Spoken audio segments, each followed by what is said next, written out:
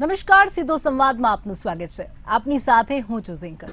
દર્શક મિત્રો, લોકસભાની ચૂંટણી પહેલા તમામ રાજકીય પક્ષો વિપક્ષી એકતા માટેના પ્રયત્નો કરી રહ્યા છે.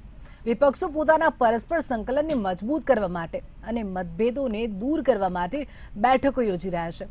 દેશના વિપક્ષી દળોના ટોચના નેતાઓ બેંગલુરુમાં 2 દિવસીય એકતા બેઠક કરવા જઈ રહ્યા છે. આ નેતાઓની આ બીજી બેઠક છે. આ પહેલા 23 જૂને પટનામાં 17 પાર્ટીઓ એક થઈ હતી. બેંગલુરુની 5 સ્ટાર હોટલમાં આ બેઠક 2 દિવસ ચાલશે, જ્યાં 26 પાર્ટીઓ મહામંથનમાં ભાગ લેશે.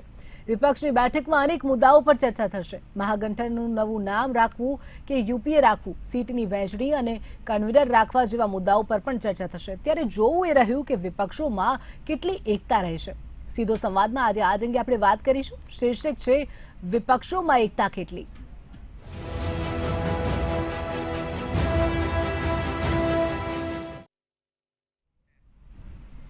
વિપક્ષોમાં એકતા કેટલી ચર્ચામાં આપણી સાથે જોડાઈ ગયા છે શ્રદ્ધાબેન રાજપૂત, ભાજપ નેતા, વિરમ દેસાઈ, કોંગ્રેસ નેતા, વિજય આહિર, વિશ્લેષક, પ્રફુલ ત્રિવેદી, મંતવ્ય ન્યૂઝના એસોસિએટ એડિટર. તમામ મહાનુભાવોનું સ્વાગત છે. સૌપ્રથમ પ્રફુલ સર, લોકસભાની ચૂંટણી પહેલા તમામ જે રાજકીય પક્ષો છે તે વિપક્ષી એકતા માટેના સતત પ્રયત્નો કરી રહ્યા છે, જેના ભાગરૂપે બેંગલુરુમાં વિપક્ષ પાર્ટીઓની બેઠક મળી. તે અંગે શું કહેશો? જિંકલ, બંને પક્ષો જે મોટા પક્ષો છે ભાજપ અને કોંગ્રેસ અને એમના સાથી પક્ષો જે ભાજપ સાથે છે, જે એનડીએના સાથી પક્ષો કહેવાય છે, કોંગ્રેસ સાથે છે યુપીએ. જો કે યુપીએનું નામ બદલવાની પણ વિચારણા ચાલી રહી છે. જે પટણામાં બેઠક મળી હતી ત્યારે 17 જેટલા વિપક્ષના નેતાઓ છે એ હાજર રહ્યા હતા અને હવે આજે બેંગલુરુમાં મળી અને એમાં એમણે પક્ષોને વધાર્યા છે અને મોડી સાંજે સોનિયાજીએ બધાને ડિનર કરાવવાના છે. હવે જે વિરોધ પક્ષની બેઠક મળી છે એમાં યુપીએનું નામ બદલવું કે એ જ રાખવું, પછી ચૂંટણીના મુદ્દાઓ કયા હોઈ શકે એની વાત છે, સીટોની વહેંચણીની પણ પ્રાથમિક વાત થશે, પીએમના ચહેરાની પણ પ્રાથમિક વિચારણા થઈ શકે છે. પછી ભાજપે જે અત્યારે જે મહત્ત્વના મુદ્દા ઉઠાવ્યા છે એમાં સમાન સિવિલ કોડ, યુસીસી, પછી ભાજપ દ્વારા જે પક્ષોને તોડવાની વાત છે એનો જવાબ કઈ રીતે આપવો, 5 રાજ્યોની જે ચૂંટણી આવી રહી છે એમાં એકતા બતાવવાની વાત છે. એટલે આ બધા મુદ્દાઓ ઉપર એ 2 દિવસ સુધી ચર્ચા થશે. જ્યારે આવતીકાલે એનડીએની પણ બેઠક મળવાની છે અશોકા હોટલમાં અને જેપી નડ્ડાજીએ કહ્યું છે કે અમારા જે મળવાના છે એમાં 38 જેટલા નાના મોટા પક્ષો હાજર રહે છે અને એ પણ સામે પોતાની સ્ટ્રેટેજી નક્કી કરશે. બંને પક્ષો જે છે એ પોતપોતાની સ્ટ્રેટેજી નક્કી કરી રહ્યા છે, કારણ કે જેમ જેમ 2024 નજીક આવશે એમ એમ ઉત્તેજના વધતી જશે. આપણે વારંવાર કહીએ છીએ કે આ વખતની ચૂંટણી ખૂબ જ રસાકસી ભરીને રસપ્રદ હશે. એમાં હું એક વિશેષણ ઉમેરું છું કે ખૂબ યાદગાર ચૂંટણી હશે. ખૂબ જ જે વિરોધ પક્ષ માટે પણ એવું થઈ ગયું છે કે છેલ્લા 10 વર્ષથી એનડીએનું શાસન છે, એટલે હવે જો ના આવીએ તો બહુ જ મોટો લોસ જાય. એટલે વિપક્ષ માટે પણ કરો યા મરોની વાત છે. ભાજપ છે, એનડીએના જે સાથી પક્ષો છે એ લોકોને સત્તા ટકાવી રાખવાની છે અને એમને હેટ્રિક મારવાની ઈચ્છા હોય જ, એ તો નેચરલ છે. એટલે ખૂબ જ રસાકસી ભરી અને ખૂબ જ હવે વિપક્ષ સામે ઘણા બધા પ્રશ્નો પણ છે કે ભાઈ પીએમનું નામ નક્કી થતી વખતે આ એકતા ટકી રહેશે ખરી? માની લો કે પીએમનું નામ ના નક્કી કરે. ભૂતકાળમાં જ્યારે પક્ષો લડ્યા ત્યારે પીએમનું નામ પહેલાંથી નથી નક્કી કરવામાં આવ્યું. હવે બીજું એ છે કે સીટોની વહેંચણીમાં કદાચ ખેંચતાણ થવાની શક્યતા છે. એવી જ રીતે દિલ્હીની અંદર આમ આદમી પાર્ટીના કોંગ્રેસની વચ્ચે સીટોની વહેંચણીમાં ચોક્કસપણે ખેંચતાણ થવાની. એટલે હવે સંઘ કેટલે પહોંચશે એ સામે પ્રશ્નાર્થ છે, પરંતુ એકતા થઈ રહી છે અને સાથે એનડીએ પણ પોતાના સાથી પક્ષો. એટલે આ છે ને, આ ચૂંટણીની તૈયારીઓને એક બહુ જ મહત્વનો બંને પક્ષો ઓપ આપી રહ્યા છે. બિલકુલ.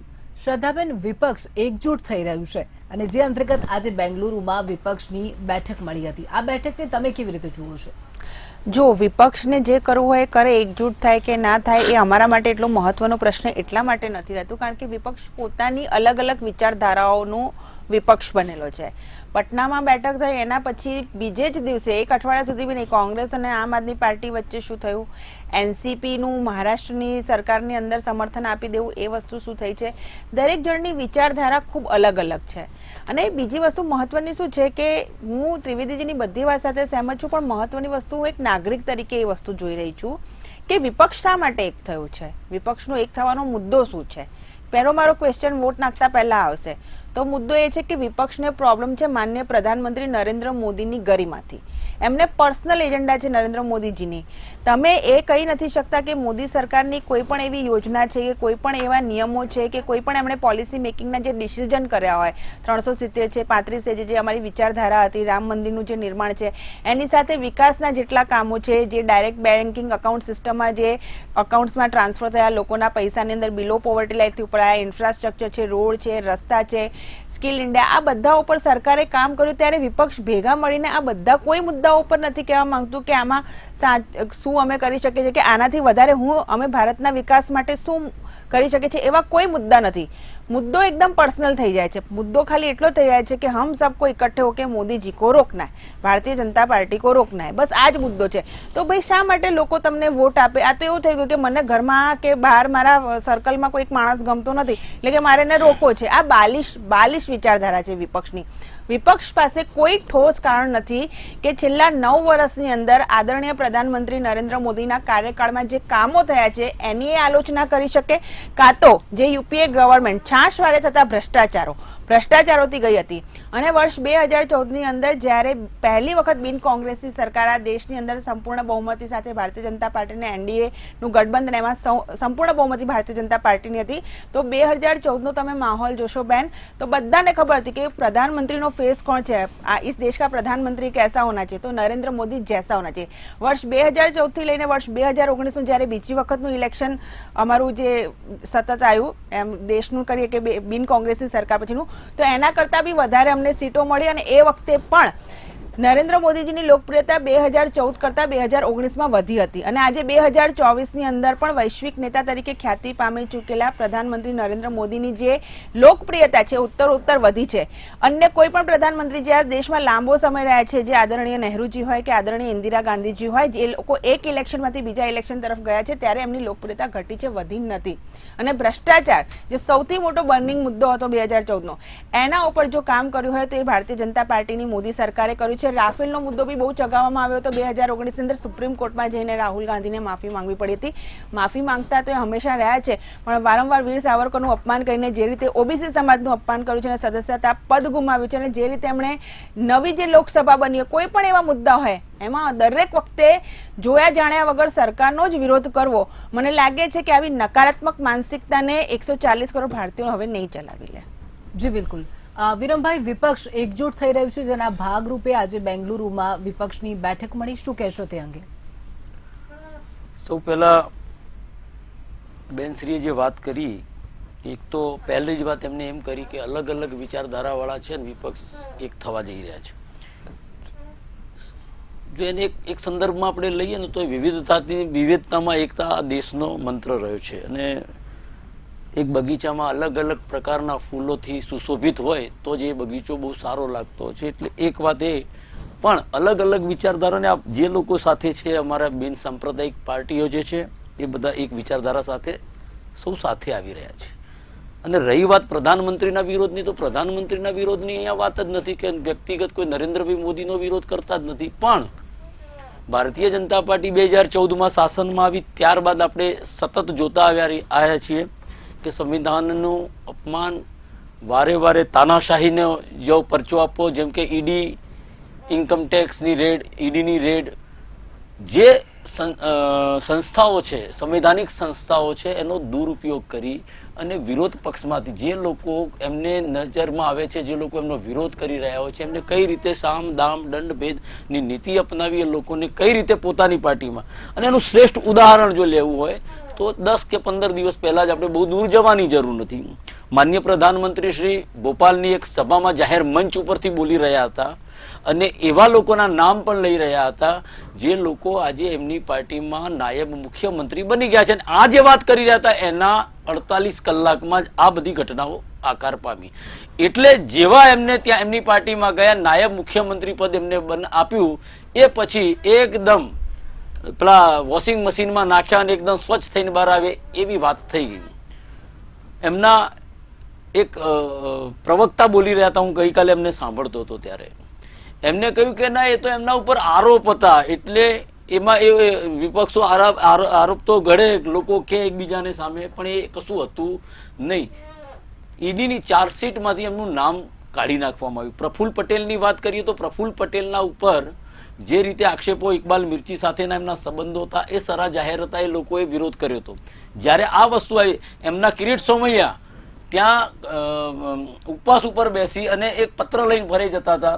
એ આજે કિરીટ સોમૈયા બિચારા મોઢું સંતાડતા ફરે છે, એટલે પેલું કહેવાય ને કે ચોરનીમાં મોઢું, કોઠીમાં મોઢું સંતાડે એવી પરિસ્થિતિમાં આવ્યા છે. અને કોઈ અલગ કોઈ વ્યક્તિ આરોપ મૂકતું હોય એની વાત નથી. મારા દેશના સંવિધાનિક પદ, ઉચ્ચ પદ ઉપર બેઠેલા મારા પ્રધાનમંત્રી જ્યારે કોઈની વાત કરી રહ્યા હોય અને એવી વ્યક્તિને, તો એને એ ખાલી આરોપ ના ગણી શકાય.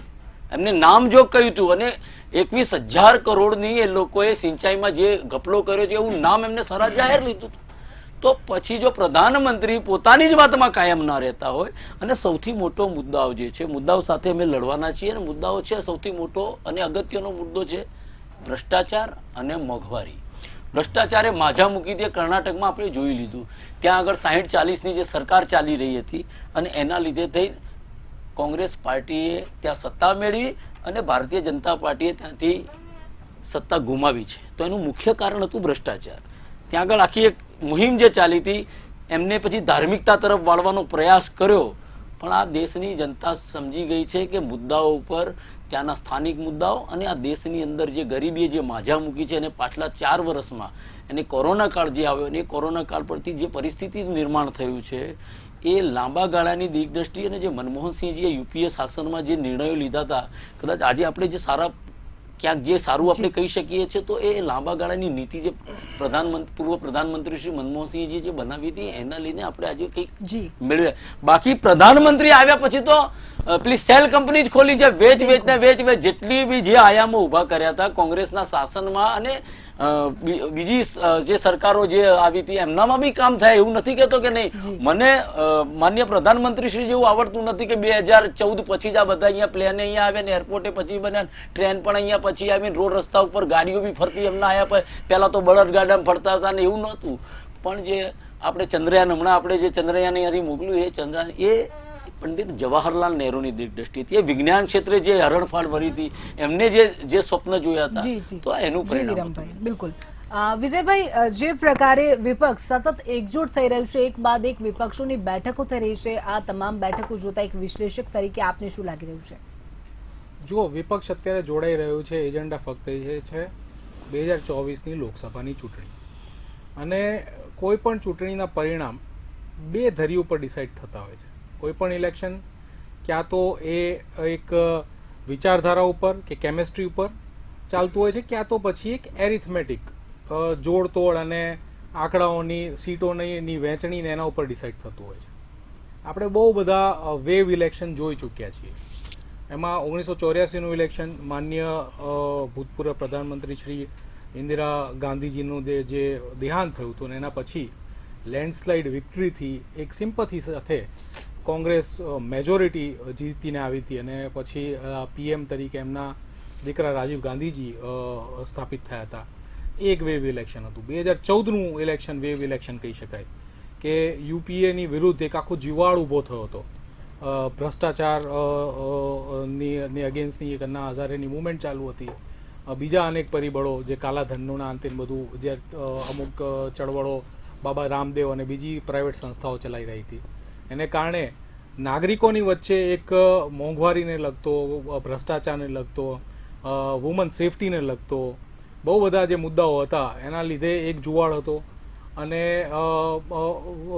પાર્લામેન્ટની અંદર બીજેપી અને એમના ગઠબંધનના જે પણ જે સાથીઓ હતા, એમણે જે તત્કાલીન યુપીએની ગવર્મેન્ટ હતી એને 2G સ્કેમ, કોલ સ્કેમ, બીજા અલગ અલગ સ્કેમ, કોમનવેલ્થ સ્કેમ, એ બધાના મુદ્દાઓ પર ઘેરી હતી. એટલે એક જુવાળ ઊભો થયો, એક વેવ ઊભું થયું અને નરેન્દ્ર મોદીજી એક લેન્ડસ્લાઇડ વિક્ટરી, જે હમણાં શ્રદ્ધા મેડમે કીધું એવી રીતે, કે પહેલી એક નોન કોંગ્રેસ સંપૂર્ણ બહુમતની સરકાર સેન્ટરમાં ચૂંટાઈને આવી. 2019માં એક અવઢણ હતી ઇલેક્શનના સમય પહેલા સુધી. વિપક્ષ ટ્રાય કરી રહ્યું હતું રાફાલનો મુદ્દો લઈને, મોંઘવારીનો મુદ્દો લઈને બીજેપીને ઘેરવાનો. પણ ઇલેક્શનના અમુક સમય પહેલા જે એક ઇન્ડિયા પાકિસ્તાનની એક ચકમક જરી ગઈ અને એક નેશનાલિસ્ટિક વેવ પાછું લોકોમાં ફરી વળ્યું ને એના લીધે પણ જુઓ બીજેપી એ નેશનાલિસ્ટિક વેવને કારણે પાછી સંપૂર્ણ બહુમતથી 2014 કરતાં પણ વધારે સીટો જીતીને આવી. હવે કટ ટુ 2024, અત્યારે જે ઓપોઝિશન ટ્રાય કરી રહ્યું છે કે આ ઇલેક્શન અમુક મુદ્દાઓને લઈને પાછી એ પ્રજાની વચ્ચે જાય અને વિપક્ષ એક એવી ધરા એસ્ટાબ્લિશ કરે કે બીજેપીને એ લોકો એક કાંટાની ટક્કર આપી શકે. અને એને લઈને વિપક્ષ સતત કાર્યશીલ છે કે ભાઈ એક પ્લેટફોર્મ ઊભું થાય વિપક્ષ ગઠબંધનનું. પટનામાં હાલ 2-3 મહિના પહેલા નીતિશ કુમારજીના વડપણ હેઠળ એક બેઠક કરવાનો પ્રયત્ન થયો હતો. એમાં પણ એ લોકો વિપક્ષ એક વિચારધારા ઉપર સહમત નહોતું થયું. અમુક મુદ્દાઓ કે ભાઈ આમ આદમી પાર્ટી જેનો ઉદ્ભવ જ થયો તો કોંગ્રેસનો વિરોધ કરીને, એ અને કોંગ્રેસ એકબીજા સાથે કેવી રીતે બેસી શકે, એટલે વિચારધારાઓ એવી રીતે ક્લેશ થતી હતી. પણ હાલમાં જે અત્યારે બેંગ્લોરમાં બેઠક થવા જઈ રહી છે ત્યાં એવું કહેવામાં આવી રહ્યું છે કે હવે આમ આદમી પાર્ટીનું જે એક હમણાં જ ઓર્ડિનન્સ પાસ થયું હતું કે ભાઈ દિલ્હી ઓટોનોમસ સ્ટેટ છે, અમુક જે સત્તાઓ છે ત્યાંની સ્ટેટ ગવર્મેન્ટને આપવામાં આવે, જેમાં પોલીસ એડમિનિસ્ટ્રેશન અને બીજી બધી વસ્તુઓ છે. સુપ્રીમ કોર્ટના જજમેન્ટ બાદ એક ઠરાવ પસાર થયો અને ઠરાવનો વિરોધ અત્યારે આમ આદમી પાર્ટીના સદસ્યો અને ખાસ કરીને એમના પ્રેસિડેન્ટ અરવિંદ કેજરીવાલજી કરી રહ્યા છે. હવે આજે એવું જાણવા મળ્યું છે કે કોંગ્રેસ પણ આ ઠરાવને સમર્થન આપશે. એટલે એ સમર્થન એક આઉટરીચના રૂપમાં જોવામાં આવી રહ્યું છે કે વિપક્ષ એકજૂટ થાય અને બીજેપી ગવર્મેન્ટને અપોઝ કરે. પણ આ એક ઓપોઝિશન યુનાઇટેડ ફ્રન્ટનો જે આઈડિયા છે એ આજકાલનો નથી. કોંગ્રેસ પણ જ્યારે સત્તામાં અજય હતી ત્યારે પણ આવી રીતે ઓપોઝિશન યુનાઇટેડ ફ્રન્ટના પ્રયત્નો થયા હતા. જનસંઘ જ્યારે એક માઇનોરિટી પ્લેયર હતો એણે આ યુનાઇટેડ ફ્રન્ટ જેડીયુ સાથે રચ્યા. ધીમે ધીમે કોંગ્રેસ ડિસિમેટ થતી ગઈ. 1990માં પૂર્ણ બહુમતી ગુમાવી ચૂકી. ધીમે ધીમે એ અન્ય ગઠબંધનોથી સરકાર ટકાવી શકી અને પછી 2014 પછીનો જે કોંગ્રેસનો પોલિટિકલી જે રકાસ થયો છે એ આપણે સર્વે જાણીએ જ છીએ. એટલે એક નેચરલ પ્રોસેસ છે. દરેક પાર્ટી પોતાના સર્વાઈવલ માટે અને રાજકીય સત્તા મેળવવા માટે આવા ગઠબંધનો વિચારધારાઓથી જોડે થોડી ઘણી બાંધછોડ કરીને પણ કરતી જ હોય છે. એટલે એના ભાગરૂપે અત્યારે આ ચર્ચા ચાલી રહી છે. હવે જોવાનું એ રહે છે કે આ ગઠબંધન કેવું સક્સેસફુલ 2024 સુધી રહે છે અને શું કોઈ વેવ આવતું નથી અને જેના કારણે આ ગઠબંધન કાંટાની ટક્કર બીજેપી અને એનડીએને આપી શકે છે કે નહીં. બિલકુલ. પ્રફુલ્લ સર, સોનિયા ગાંધીએ વિરોધ પક્ષોને ડિનર માટે આમંત્રણ આપ્યું છે, એક તેવા પણ સમાચાર છે. શું લાગી રહ્યું છે કે વિપક્ષ આ વખતે એકજૂટ થશે, તેમના સંબંધો સુધરશે? શું કહેશો? જિંગલ, ચોક્કસપણે. ઘણી વખત તો પ્રેમના માર્યા પ્રેમ ના હોય, ભયના માર્યા પણ પ્રેમ હોય. ભાજપને ખાળવા માટેનો જે ભય છે એને કઈ રીતે રોકવા એ માટેના ભયના માર્યા પણ. પરંતુ અત્યારે બધા એક મંચ ઉપર ચોક્કસપણે આવ્યા છે. આજે 26 પાર્ટીઓ હતી. જોકે એમાં તેલંગાણાના સીએમ ચંદ્રશેખર રાવ, આંધ્રપ્રદેશના જગનમોહન રેડ્ડી, પૂર્વ સીએમ ચંદ્રાબાબુ નાયડુ, ઓડિશાના નવીન પટનાયક, આ જે અત્યારે મોટા ખેલાડીઓ કહેવાય એ ચોક્કસપણે હાજર નહોતા. હવે આવતીકાલે એનડીએની મિટિંગ પણ થવાની છે, બેઠક થવાની છે. એ પછી ધીરે ધીરે છે ને પિક્ચર ક્લિયર થતું જશે. પરંતુ આ વખતે વિરોધ પક્ષો છે ને એ ચોક્કસપણે બે મિટિંગ દરમિયાનનું જો આપણે જોઈએ તો મજબૂતાઈ બતાવી રહ્યા છે અને હજુ સુધી ખેંચતાનું કંઈ બધું બહાર આવ્યું નથી. પરંતુ એ સીટોની વહેંચણી સુધી જ રહેશે એવું આપણે કહી શકીએ નહીં. તમે જુઓ કે ભૂતકાળમાં આ પ્રકારની સરકારો આવી જ છે. જ્યારે જયપ્રકાશ નારાયણે આખા દેશમાં આંદોલન કર્યું. પછી જનતા પાર્ટી આવી હતી, એમાં બધી જુદી જુદી પાર્ટીઓ ભેગી થઈ હતી. અને એ વખતે એના માટે બે શબ્દો વપરાતા, ખીચડી સરકાર શબ્દ વપરાતો અને બીજું શ્રદ્ધાબેન નારંગી શબ્દ વપરાતો કે નારંગીની પેશીઓ ક્યારેય ભેગી ના થાય એમ. એટલે અને એની સામે બે વસ્તુ છે, એ જે અનુભવો થયા હતા લોકોને, એ અનુભવો સારા નહોતા. અને એ વખતે સ્થિર સરકાર હોવી જોઈએ એવો જે વિચાર વહેતો થયો હતો. અને છેલ્લા 2 વખતથી સ્થિર સરકાર છે, એટલે સ્થિર સરકાર હોય તો જ કોઈ મજબૂતાઈથી નિર્ણયો લઈ શકે, એ બાબત એટલી જ સાચી છે. કેમ કે એ વખતે એટલા બધા પ્રશ્નો ઊભા થયા, RSS ને ભાજપની બેવડું સભ્યપદને એવા જાત જાતના બધા વિચારો વહેતા થયા. અને એમાંથી સરકારો એક નાના મતભેદોમાં તૂટી પડેલી ભૂતકાળમાં. એટલે હવે તો આખો એક ટ્રેન્ડ જ એવો આવ્યો છે, કારણ કે NDA પણ એટલું તો છે જ ને, એની સાથે પાર્ટીઓ છે જ બીજી. એ જ રીતે આ UPAમાં, હવે UPA નામ એ રાખશે કે બદલશે જોવાનું છે, પરંતુ એમાં પણ બીજી પાર્ટીઓ, એટલે બંને પક્ષો છે એ જે ચૂંટણીમાં જવાની તૈયારીઓ કરી રહ્યા છે એના ભાગરૂપે આખું બેકગ્રાઉન્ડ ગોઠવી રહ્યા છે. હવે ધીરે ધીરે જેમ ચૂંટણી નજીક આવશે કે ચૂંટણી જાહેર થશે, આ 5 રાજ્યોના ઇલેક્શનનું શું થશે એ બધા પછી ચિત્ર ક્લિયર થશે, ચોખ્ખું થશે. બિલકુલ. શ્રદ્ધાબેન, લોકસભાની ચૂંટણી પહેલા વિપક્ષ એકજૂટ થઈ રહ્યું છે, પોતાની રણનીતિ તૈયાર કરી રહ્યું છે, તેની સામે ભાજપની કેવા પ્રકારની રણનીતિ રહેશે?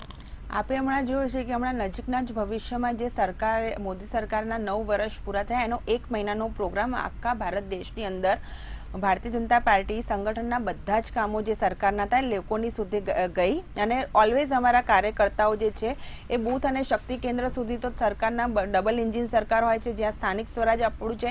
અહીંયા તો ગુજરાતમાં કહીશ તો ટ્રિપલ એન્જિન સરકાર છે કે દરેક સ્થાનિક સ્વરાજ છે, રાજ્ય સરકાર છે અને કેન્દ્ર સરકાર. તો અમે જે રીતે ગયા, ડોર ટુ ડોર સંપર્ક કર્યો અને જેટલી બી જનકલ્યાણી યોજનાઓ છે, મને આ કહેવામાં કોઈ અતિશયોક્તિ નથી અને હું કોઈ આમ એને ઓવર કોન્ફિડન્સ સાથે નથી કહેતી કે પોલિસી મેકિંગના સબ્જેક્ટ સાથે હું જોડાયેલું છું. જે લોકોને લાંબા સમય સુધી ફક્ત વોટ બેંક ગણવું એક અપમાન કરવું છે, અમુક કાસ્ટ, અમુક જાતિ, અમુક લોકોને કહેવું કે ભાઈ આ તો અમારી વોટ બેંક છે. વિપક્ષો અને ખાસ કરીને કોંગ્રેસે આ સ્વતંત્ર ભારતમાં લાંબા સમય સુધી શોષિતો, વંચિતો અને ગરીબોની રાજનીતિ કરી, પણ એમના માટે કશું જ કર્યું નહીં. આજે જેને એ લોકો વોટ બેંક કહેતા હતા એ અમારો જનાધાર છે, એ જનતંત્ર છે, લોકતંત્ર છે. અને એ લોકો માટે ડાયરેક્ટ બેનિફિટ અકાઉન્ટ સિસ્ટમ આવ્યા છે. 7.5 કરોડ જેટલા બિલો પોવર્ટી લાઇનમાં રહેતા ગરીબ પરિવારો અબોવ પોવર્ટી લાઇનમાં આવ્યા છે. આજે તમે જુઓ તો આયુષ્યમાન ભારત જુઓ, તમે જુઓ કે IITs કેટલી છે, MBBSની સીટો કેટલી વધી છે. તમે જુઓ કે જેટલા બી તમે કોઈ પણ યોજના છે, પ્રધાનમંત્રી આવાસ યોજનાથી જે ઘર બની રહ્યા છે, રોડ, રસ્તા, ઇન્ફ્રાસ્ટ્રક્ચરનું ડેવલપમેન્ટ હોય, વંદે ભારત હોય, તેજસ હોય, અને જ્યારે આ બધું જ થઈ રહ્યું છે તો બેરોજગારીનો પ્રશ્ન રહેતો નથી, કારણ કે આ બધું માનવ સંસાધનથી થઈ રહ્યું છે. એટલે બધા જ પ્રશ્નો ઉપર મોદી સરકારે કામ કર્યું છે. અને ક્યાંય પણ તમે જુઓ કે આજે 2G 3G બધામાં ગડબડ થઈ હતી અને બધામાં મોટા ભ્રષ્ટાચારો થયા હતા. આજે 5G સ્પેક્ટ્રમ સુધી આવી ગયું, એની ઓનલાઈન ટેન્ડર, બીટ, ડીલ બધું થયું. તમને ક્યાંય પણ ભ્રષ્ટાચાર જોવા મળ્યો? તો દેખો, કામ બોલતા હે, સૌનો સાથ સૌનો વિકાસ. એમ વિકાસ અમારો મહત્વનો એજન્ડા છે અને એની સાથે જે અમારી પોલિટિકલ એસ્પિરેશન હતી જેના ઉપર અમે કામ કર્યું છે, જ્યાં હોય બલિદાન મુખર્જી વો કાશ્મીર હમારા, અને કાશ્મીરના મુદ્દે કામ કર્યું હોય કે રામ મંદિરના મુદ્દે કામ કર્યું હોય, UAPA ના મુદ્દે કામ કર્યું હોય અને UCC ના મુદ્દે બી અમે જે અત્યારે કામ કર્યા છે, મને લાગે છે કે જનતા ચેનલ દ્વારા બધું જોઈ રહી છે. અને અથાગ પ્રયત્નો જે અમારા નેતૃત્વનું છે, આદરણીય પ્રધાનમંત્રી નરેન્દ્ર મોદીનો દેવ દુર્લભ કાર્યકર્તા છે, ચોક્કસ વિજયનો શંખનાદ થવા જઈ રહ્યો છે. જી વિરમભાઈ, મલ્લિકાર્જુન ખડગેનું એક નિવેદન સામે આવ્યું. તેમણે કહ્યું કે અમારી આ પ્રકારની બેઠકથી ગભરાઈ ગયા છે. આ અંગે જણાવશો? ચોક્કસ વાત છે, નકલમાં અકલ હોતી નથી. બેઠક અમારી આજે જે હતી 2 દિવસમાં, આજે 17 તારીખ ને 18 તારીખે 2 બેઠકો મળવાની હતી. એને એ અનુસંધાને જ એમને જોઈ અને જોડતોડની નીતિ અપનાવી જે તે અને કેટલા પક્ષો એમની સાથે આવ્યા છે. એક જે નાના પક્ષો છે, 48 પક્ષો સાથેની NDA હતી જે શરૂઆતની આપણે વાત કરીએ તો. ત્યારબાદની NDAમાં અને પાછલા 5 વર્ષમાં એમનો મુખ્ય જે ઘટક દળો હતા એમાં ખાસ કરીને અકાલી દળની વાત કરીએ, શિવસેનાની વાત કરીએ, એવા અસંખ્ય પક્ષો છે જે એમની સાથે વર્ષોથી હતા. અટલ બિહારી વાજપેયીજી જ્યારે પ્રધાનમંત્રી હતા એ વખતથી એમની સાથે જે જોડાયેલા હતા, એમાંથી કેટલા રહ્યા એમની જોડે? કોઈ નથી.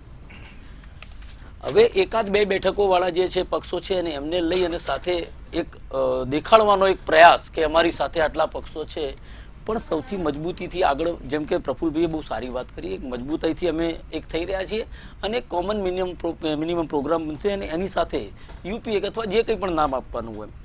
પણ ઓબીસીની મારા બેને એક પહેલાં વાત કરી કે ઓબીસીનું અપમાન કર્યું રાહુલ ગાંધીએ, તો મોદી સરનેમ એક દરેક કાસ્ટમાં આવે છે. જેમ કે પારસી હોય તો એમાં પણ મોદી લખાય છે, વૈષ્ણવ વાણિયા છે તો એમાં પણ મોદી લખાય છે, મોઢવણિક જેને આપણે કહીએ એમાં પણ લખાય. તો ક્યાં આગળ ઓબીસી આમાં આવ્યું ક્યાં મને બતાવો. અને જે ફરિયાદ કરવા વાળી વ્યક્તિ છે, જેને માનહાનિનો જે કેસ દાખલ કર્યો, તો એ પૂર્ણેશ મોદી એ કઈ ઓબીસી જ્ઞાતિમાં આવે છે? મુદ્દો આ જ છે, એ કઈ ઓબીસી જ્ઞાતિ. એટલે માત્ર ને માત્ર ભ્રમિત કરવાના, ઓબીસી સમાજને ભ્રમિત કરવાનો કે રાહુલ ગાંધી એમનું અપમાન, એમાં કોઈ એવી બાબત છે નહીં જ્યાં એમને અપમાન કર્યું હોય. અને કોઈ પણ ઓબીસી સમાજની, કોઈ પણ સમાજની રાહુલજી ક્યારે પણ કોઈનું અપમાન કરી શકે નહીં. હવે એનાથી આગળ ભ્રષ્ટાચારની 2G ની ને જે બીજી ત્રીજી વાત આપણા રાજકીય વિશ્લેષકે પણ કરી અને બેનશ્રીએ પણ વાત કરી, તો હું એ ધ્યાન દોરો, એ 2G સ્પેક્ટ્રમને જે લઈ અને લોકોની અંદર જે માહોલ ઊભું કરવામાં આવ્યો હતો, જે એક નેગેટિવ પ્રચાર જે કરવામાં આવ્યો હતો, એ લોકોને તો 2015 અને એ વખતે મનમોહનસિંહજીએ કહ્યું કે જે લોકોએ ભ્રષ્ટાચારમાં, જે લોકોના નામ આવ્યા 2G સ્પેક્ટ્રમમાં કે બીજા ત્રીજામાં કોલગેટમાં, તો એ લોકોના રાજીનામા લઈ લીધા અને એમને કહ્યું કે કાયદાકીય પ્રક્રિયામાંથી પસાર થઈને તમે આવો, તમારા ઉપર આરોપ ઘડાયા છે તો તેના એ કાયદાકીય પ્રક્રિયામાંથી પસાર થઈને પાછા આવો. એ લોકો 2015-16માં નિર્દોષ છૂટ્યા છે. આવી કોઈ ઘટના જ બની નથી, આવો કોઈ મુદ્દો જ નથી. એટલે આપણે સમજી શકીએ છીએ કે કેવા. અને ભ્રષ્ટાચારની જો આપણે વાત કરીએ તો પાછલા 11 વર્ષમાં, માફ કરજો, પાછલા 9 વર્ષમાં જે ભ્રષ્ટાચારે જે માજા મૂકી છે, એક નાનું સરખું પણ તમારે કામ કરાવવું હોય ને તો એમાં પૈસા આપ્યા વગર કામ થતું નથી.